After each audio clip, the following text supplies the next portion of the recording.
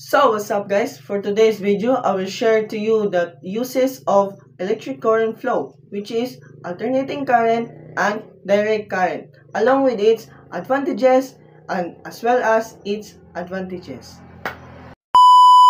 So what is alternating current used for? So this kind of electric current flow are used for TIG welding, aluminum welding, stainless steel welding, thin metal welding, and precision welding. So there are some advantages in alternating current. First, easy arc ignition. Alternating current facilitates smooth arc starting. The second, stable arc. AC provides consistent, stable arc. The third one is reduced arc blow. So AC minimizes magnetic interference. So the fourth is improved penetration. So alternating current enhances weld penetration depth. And the last one is less sputter.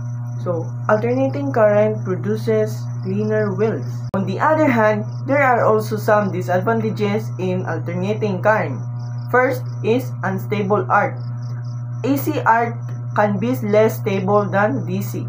Second is difficult arc control. AC welding required skilled operators. Third is limited penetration. AC welding depth is generally less than DC.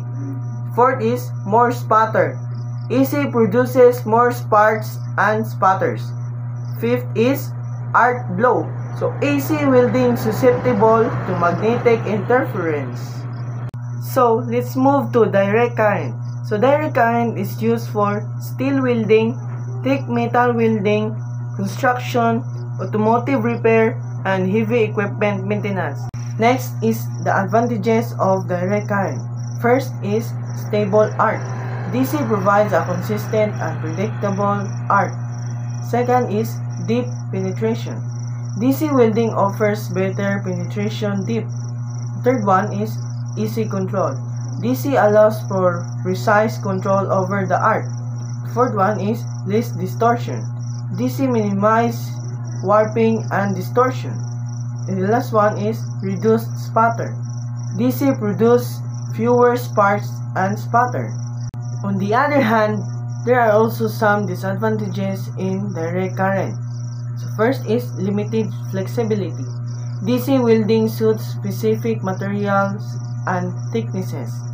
Second one is difficulty with thin materials. DC welding can cause burn through or distortion.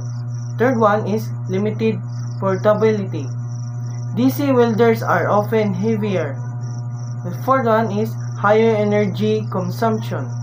So DC welding consumes more power. And the fifth is electrical shock risk. So DC welding possesses shock risk if equipment is faulty. So that's for now guys. For more knowledgeable content like this, please subscribe.